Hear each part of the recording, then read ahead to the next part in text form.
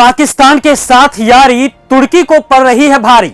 जी हां, भारत में तुर्की के बहिष्कार को लेकर खूब बातें चल रही हैं और हो भी रही हैं। आपको बता दें कि भारत के जम्मू कश्मीर में हुए पहलगाम आतंकी हमले के बाद भारत ने जैसे ही पाकिस्तान के खिलाफ एक्शन लिया, ऑपरेशन सिंदूर के तहत पाकिस्तान में स्थित आतंकी ठिकानों को तबाह किया, तो पाकिस्तान बिलबिलाकर भारत के आम नागरिकों पर गोलीबारी शुरू कर दी थी। लेकिन भारत ने मुंह तोड़ जवाब देते हुए पाकिस्तान के प्रमुख एयरबेसों को तहस नहस कर दिया था। आपको पता है भारत और पाकिस्तान के बीच चले संघर्ष में तुर्की ने क्या किया था? तुर्की ने आतंकी देश पाकिस्तान का साथ देते हुए उसे ड्रोन दिए थे ताकि पाकिस्तान भारत पर हमला कर सके, भारत के आम नागरिकों को मार सके। पर अब भारत के लोग तुर्की के खिलाफ एकजुट हो गए हैं। पाकिस्तान से हमदर्दी दिखाकर तुर्की अब बुरी तरह फंस चुका है। तुर्की को औकात पर लाने के लिए उसके बॉयकॉट की कवायद भारत में तेज हो गई है।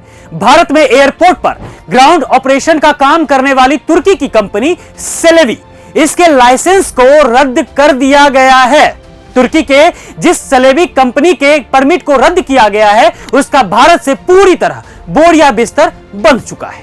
पहलगाम अटैक में तुर्की ने जिस तरह से पाकिस्तान का साथ दिया, इस मामले को लेकर भारत के लोगों में तुर्की के खिलाफ काफी गुस्सा है।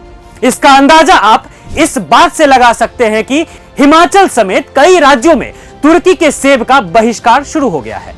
हर साल भारत 821 करोड़ से ज्यादा का सेब तुर्की से मंगवाता था। उदयपुर में तुर्की से आने वाले मार्बल का भी बहिष्कार हुआ है। भारत तुर्की के ही बनाए 70% मार्बल का उपयोग अभी तक कर रहा है।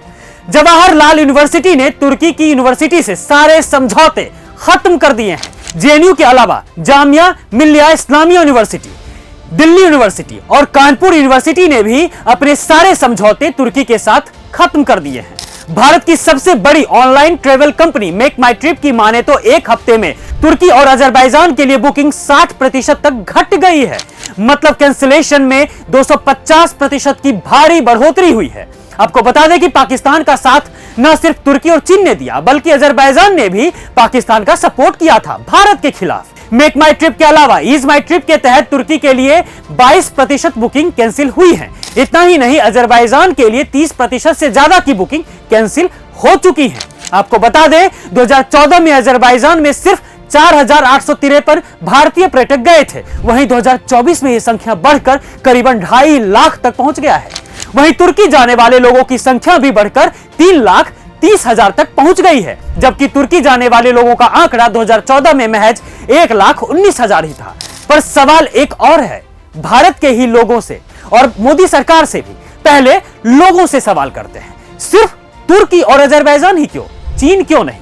यह तो हमारे लोगों का भी दोहरा रवैया है जो फायदे के हिसाब से बदलता है।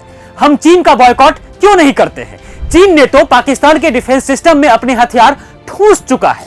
पाकिस्तान ने भारत पर जो बदले की भावना से हमारे लोगों पर हमला किया, उसमें चीन के ही बनाए हथियार पाकिस्तानी सेना उपयोग कर रही थी। चीन ने पाकिस्तान को फाइटर जेट्स दिए हैं, मिसाइलें दी, हर तरह से मदद की, फिर चाहे अंतरराष्ट्रीय स्तर पर पाकिस्तान का सपोर्ट ही क्यों ना हो। लेकिन ना तो हमारी सरकार चीन का विरोध कर रही है और ना ही हमारे देश के वे लोग जो तुर्की और अजरबैजान का विरोध कर रहे हैं। सवाल है लोगों से, और सवाल यही है कि चीन क्यों नहीं?